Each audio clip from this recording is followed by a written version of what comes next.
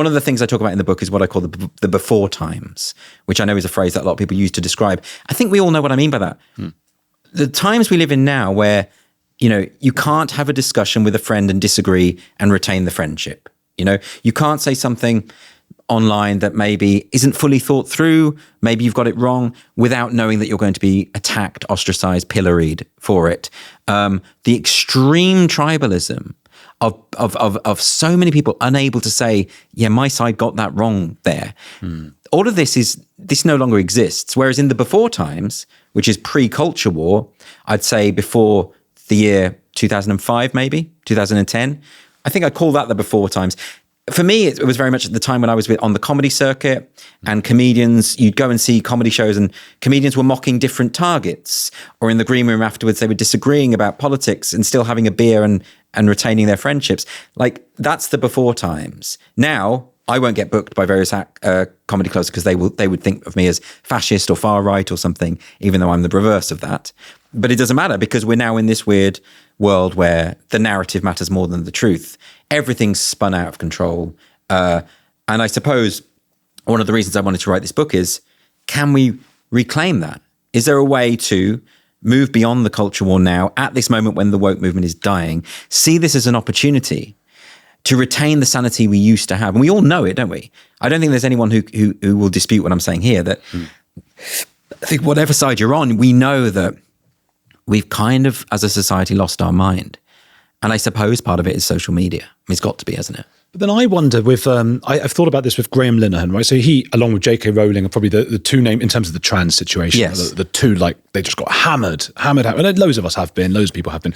But Graham, now that everybody seems to know what a penis is, what a man is, and those kinds of things, it's not like they go, all right, Graham, back you come, Father Ted the musical, come and do it. Yeah. He's still, and people sort of have a vague memory of, well, I think he's a baddie. I don't remember about what. Yeah, that's so interesting. It's the inability, it's part of the world we live in now, which isn't like the before times, is that once you've bought into this narrative to such an extent that you've actually openly demonized people, often for views they don't actually hold, it's now become impossible to kind of admit that, I think, for a lot of people. I think a lot of people would rather either pretend that they never behave like that or carry on, because the alternative is this very simple thing of saying, I admit I was wrong. And I think there's something about our current culture. I think that was a lot easier in the before times. People apologized. People said, oh yeah, I got that wrong. Sorry, let's go for a drink. That was a normal kind of thing. Today, it doesn't happen. I think too much is wedded to your political worldview, your tribe is too much now wedded to people's identity and sense of self. They can never admit they were wrong. And so therefore, the monster that they created, I mean, Graham is not the monster that they think he is. They've created this monster called Graham Linehan that is not the real Graham Linehan, and they're not going to let go of that monster. They've created the monster. They've invested too much into the monster, and now they will continue to attack the monster. I mean, it's same with, you've been dogpiled, you know what it's like. They've created an Andrew Gold of their imagination, and they're not going to let that Andrew Gold go. So what you have to do in that situation, the real Andrew Gold has to forget about the fake Andrew Gold and let them go after that straw man. I had this the last few days. I've been, again, dogpiled by a tiny group of gender-critical feminists, right? There's only about maybe 200 of them, which is a minority in terms of the gender-critical community. But they're very vociferous and very vicious. It feels big, doesn't it? It feels big, right? Now, they're angry about something that happened a year ago that they made up. They have got so angry about something they think I said that I didn't say. What was that? Oh, I could explain it. It's kind of a bit, well, may as well. Okay, then. About a year ago, I interviewed Debbie Hayton on my show, Free Speech Nation. In the auto cue for one of the links... And Debbie's a trans person. Yes. Oh. The pronoun used was she. And as you're reading an auto cue that's been authored, that's in front of you, you don't edit as you go along. Anyone in TV knows this because you stumble and it looks terrible. So I said the wrong pronoun, whatever. I said this pronoun. And then afterwards, I explained that's what happened there. This was authored by someone else.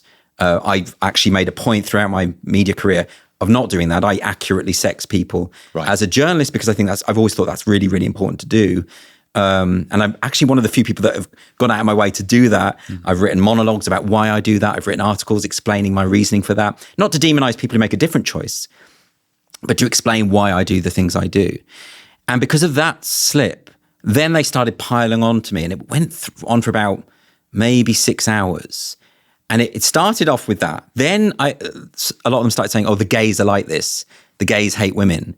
That's a very old-fashioned, common homophobic trope. It's horrible. It's horrible to say that gay people hate women. It's actually very common, though. If you go back to, there's a feminist group from the 60s called the Red Stockings, and they said to be a gay man was misogynistic because it involved a rejection of women, right? So this is a deeply embedded trope.